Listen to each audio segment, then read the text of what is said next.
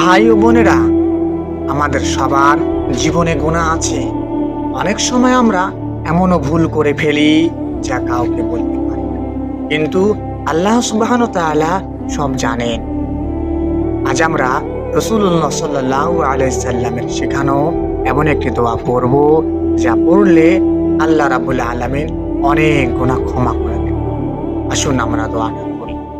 আল্লাহুম্মা ইন্নী যালামতু নাফসি যুলমান কাসীর।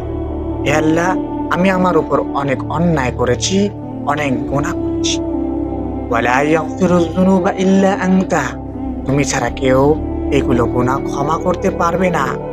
ফাগফিরলি মাগফিরাতাম মিন ইনদিকা। তাই তুমি তোমার পক্ষ থেকে আমাকে বিশেষভাবে ক্ষমা করে দাও। ওয়ারহামনি, আর আমার উপর রহম করো। ইন্নাকা আনতাল গফুরুর রহিম। নিশ্চয় তুমি ক্ষমাশীল ও পরম দয়ালু।